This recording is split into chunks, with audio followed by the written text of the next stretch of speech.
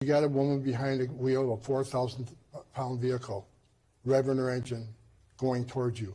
I truly believe this officer, in his mind, thought his life was in danger, which allows him to use lethal force. You've also been criticized for your comments. The shooting, we should note, was Wednesday at 10:37 a.m. Eastern. Just over 2 hours later, the Department of Homeland Security put out a statement definitively asserting what had happened, defending the ICE agent, accusing Renee Good of domestic terrorism. That's a characterization that you reiterated in a press conference half an hour later. Now, saying this officer's a murderer is dangerous. It's just ridiculous. It's just going to infuriate people more, which means there's going to be more incidents like this because the hateful rhetoric is not only continuing, now it's tripled down and doubled down. Having seen the officer's cell phone video, how do you see this? Do you think he was acting in self-defense? Well, first of all, let's make it clear there's not going to be an investigation. The vice president has essentially already declared that this officer has absolute immunity. And in fact, every immigration officer has absolute immunity. Now, this is the most high profile and most heinous act of violence that has been undertaken. From Philadelphia to LA to the nation's capital, outrage mounting. I saw videos on social media of what happened, and I had nightmares about them. Massive crowds flooding Minneapolis Saturday, the city devastated by this week's fatal shooting at the hands of an ICE officer. It shouldn't be controversial that we don't want this in our communities. These violent delights have violent ends. I got nightmares in my head, I fear thoughts build up until I can't feel. My mind fills up into a creature, and it haunts me somewhere much deeper. I got nightmares in my head, I fear.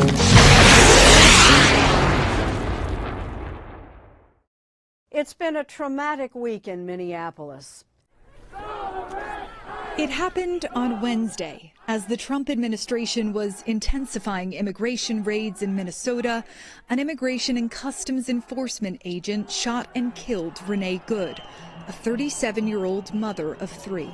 It's only been 5 days since a 37-year-old poet and mother of a 6-year-old child was shot dead apparently after a school run and with a dog in the back of their vehicle by Jonathan Ross, an ICE agent in Minneapolis. You can see the dog peering through the wide-open rear window behind the front passenger seat. If you knew about the dog, raise your hand. Yari's Good's wife sitting in the snow with their dog beside her. Keep your hand up if you knew Renee Good drove off immediately after her wife told her, "Drive, baby, drive." Keep your hand up if you know whether the vehicle actually touched the officer. It doesn't matter if it was a soft brush or a firm knock. But if you know for sure if the vehicle actually struck the officer, keep your hand up. Keep your hand up if you know the 2 words the ICE officer who shot Good uttered on his own cell phone recording. Keep your hand up if you know who called 911. Was it the officer who shot Good, and who was one of the first to glance at her after the shooting, after a vehicle crashed just up the road? All right, so what was the name of the officer who did call 911? A new look at the fatal aftermath of the shooting. Here's Good's SUV slamming into other cars after she was shot. Her wife, Rebecca, rushing to the driver's door, then collapsing to the snow as authorities surrounded the vehicle. Rebecca speaking out for the first time since her death, telling Minnesota Public Radio they had stopped to support our neighbors and that we had whistles. One more thing, keep your hand up if you've watched all 5 seasons of Stranger Things. Now, I hope there are no hands up at the end of that session, because the point of it was to acknowledge not that we have the answers, but that we don't, and that there may be some nuance and even some context we don't know. And the only way we can know and know for certain is by being curious, opening our minds and acknowledging that there is perhaps something we don't know or weren't aware of. Is that fair? It is hard to fill a cup which is already full. In this analysis, we're going to temporarily narrow our focus just to the immediate incident. But just bear in mind, when we do this, we are cutting ourselves off from the broader context, which is also important. But rest assured, we'll deal with that in a deep dive as well. Before we get to that, if you haven't subscribed to the channel, please do. If you're finding this analysis worthwhile, please do hit the thanks button. And by the way, just note that this video is a kind of experiment, and you guys will determine if I continue to cover this case. You can decide whether the in-depth analysis here is sound and reasonable and perhaps of a high standard, or you can decide whether what matters is simply whether I am on your side or not. If it's the latter, I feel like we are going to disagree. So whose side am I on? Nothing compared to what it can unleash, but with it on our side. Is it? Are you? On our side? I don't think it's that simple. Well, better get real simple real soon. I am on the side of life. So am I. I'm on the side of light, the law, and justice, which is why I sort of feel very reluctant actually to make this video or to do this analysis, because I'm expecting a lot of toxic, nasty, vitriolic feedback. And so you guys are going to determine from your feedback if I do continue to analyze this case. And that's why I actually stopped covering Charlie Kirk, because my tolerance level for nasty, crazy, conspiracy-inspired nonsense was actually exceeded. And I'm simply not going to make videos if the response is going to be unhinged, nonsensical, or hysterical. All right, so with that being said, let's get started. We're going to look at 12 critical observations in a blow-by-blow analysis. We may actually cut off this video at the first 6 and then see how you guys receive them. Right, so number 1, disobeying an order. Out of the car. For the first time, we are seeing the fatal Minneapolis shooting from the ICE officer's point of view, footage taken on his own cell phone. Now, you may have heard in those first few seconds the officer saying, "Out of the car, get out of the car." Let's listen to that again. Out of the car. For the first time, we are... And if you pay attention, at the same time that the officer is saying, "Get out the car, get out the car," Good's wife looks like she's trying to get into the car. She turns and approaches the door, apparently to get into the car. Now, we know what happened next, but I want to stress here, before I provide any additional context, and context is important despite all the video evidence, I want to stress that an officer telling you to get out the car and then you drive away, that escalates the situation dramatically, regardless of whether the driver was justified or felt justified. And we'll deal with escalation, just that concept, in a separate segment. But I do want to draw your attention to the fact that it takes two to tango. One person can escalate a situation, another person can de-escalate it. You can also have a situation where two people escalate the situation, which is what happened here. You can also have a situation where both people realize a situation is escalating and both of them, in their own best interests and in each other's best interests, try to de-escalate the situation. Now, we know that Renee didn't obey the instructions she was given, and we'll get into why she may have felt that way, but it's also important to know that her wife, someone she trusted, but also someone who was new to Minneapolis, who didn't know anyone really in the area, told her to drive away, and Renee obeyed that instruction. Now, I'm going to return to this simple but salient point several times, not necessarily in this video, and I'm going to share my own experience of an illegal arrest in a possible part 2 or 3 to this video, where I had to deal with an escalating situation. How did I deal with it, and what actually happened, and what I went through and how I handled it. And then you can decide whether you think it's fair, reasonable, but most important, you've got to ask yourself, are the actions that are taking place lawful?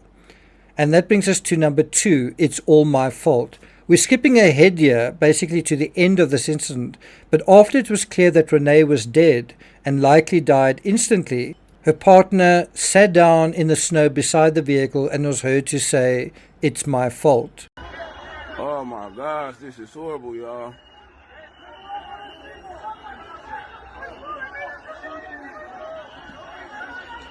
Let me ask you a question. Why do you think she said that, and why do you think she felt that?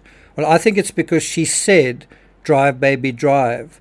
Because, and this is just speculation, if you simply take that out of the whole incident, Renee not driving, I highly doubt she would have been shot, and I highly suspect she would be still alive today. So I do think her partner would feel a sense of regret and perhaps even guilt for making the suggestion to flee the scene. Does that make Good's wife more responsible for her death than anyone else? Well, let's not get ahead of ourselves. Number 3, nuance despite oodles of information. Now, this is something I'm seeing so often, that we are almost overwhelmed often with so much information, including video footage. And in this particular incident, we have not just a single cell phone, but arguably half a dozen or more cameras capturing the same incident from different angles and perspectives, as well as CCTV footage. And then there's still a sense of confusion.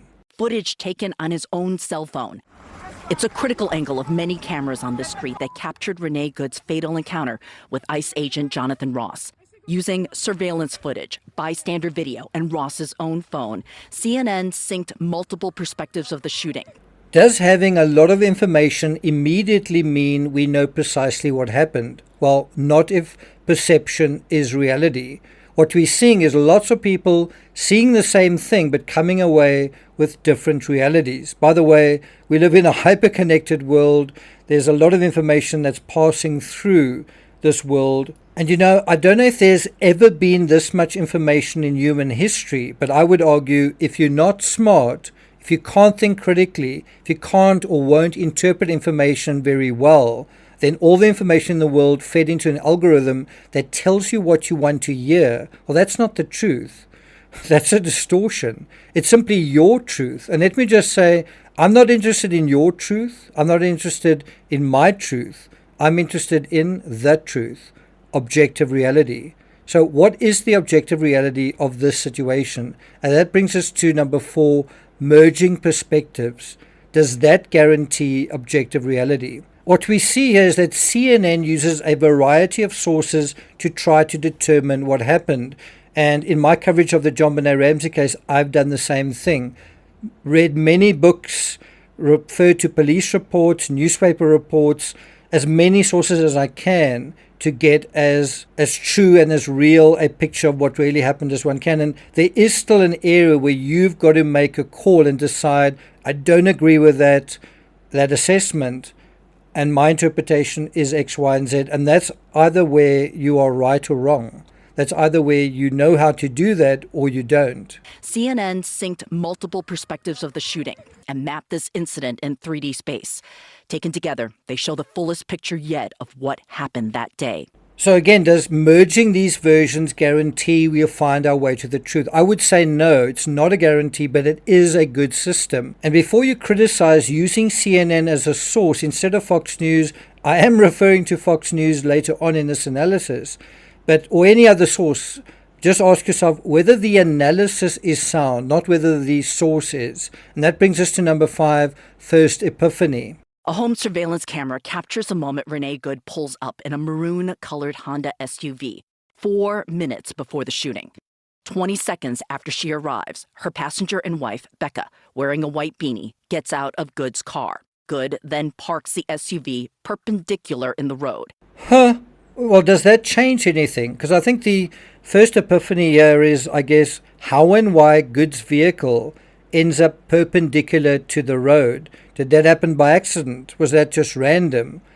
I remember when I came across this case and I knew absolutely nothing contextually. Because I deal with the criminal mind, I was wondering what the context was in terms of provocation. Who was provoking whom? And I suspected this wasn't just random, but that someone was provoked or felt provoked. Now, I'm not saying it's fair or ethical or lawful to shoot someone to death essentially for obstructing traffic. I'm also not sure it's fair to shoot someone to death for simply fleeing the scene after obstructing traffic. An alternative could be to shoot the tires or to simply pursue the vehicle. Lord knows they had 2 vehicles immediately at their disposal. But the flip side of the equation, just parking your vehicle or stopping your vehicle in the middle of the road is a provocative move, and arguably not a lawful one either. I mean, can you imagine doing that and it not leading to a confrontation? I'll be returning to this issue many times. In order to be safe in our society, your best strategy is to not break the law. I'm not saying it's a guarantee. Now, do you agree a way to guarantee you might not be safe is to break the law or to be provocative. What did you think was going to happen? Here's how Homeland Security Secretary Kristi Noem described what Good did. ICE officers and agents approached the vehicle of the individual in question, who was blocking the officers in with her vehicle. So far, that sounds pretty accurate, right? And she had been stalking and impeding their work all throughout the day. Available video doesn't show any possible contact Good may have had with ICE before this confrontation.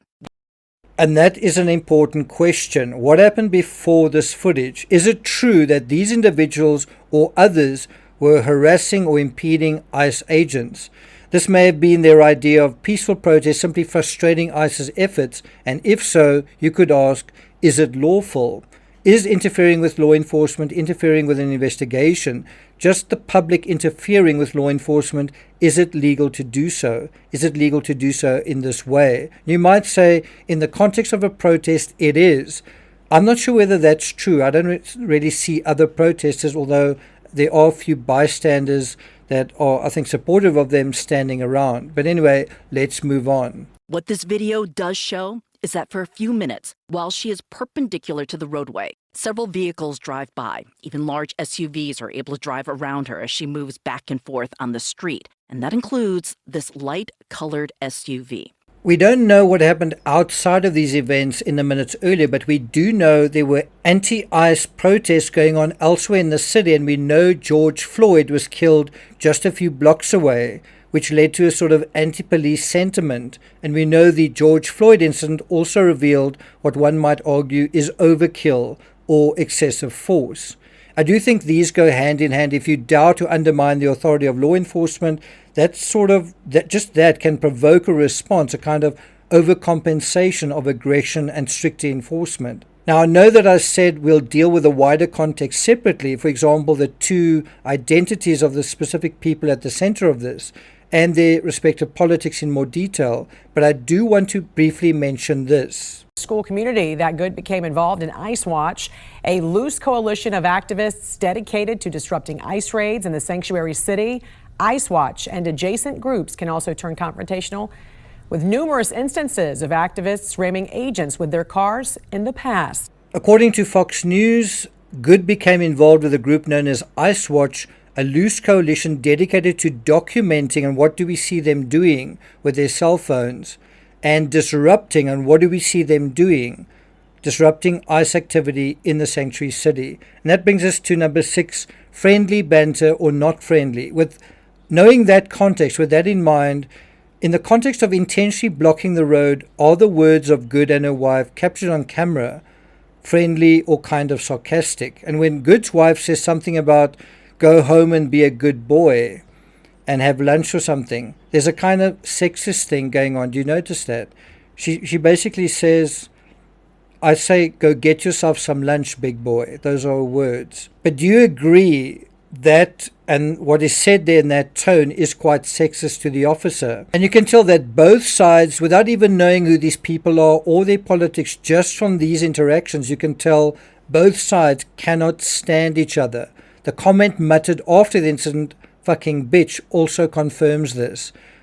That there's a lot of emotion, a lot of animus going on that is directing behavior. And the question is this emotion clouding rational thought, logical action? Is this in fact programming that is taking place, and is that the reason for this behavior? There are still 6 additional insights to deal with and a lot of other contextual information, but I see we are at almost 20 minutes into this analysis. All right, I don't think I'm going to take it further than that at this point, so I'm going to leave it at that.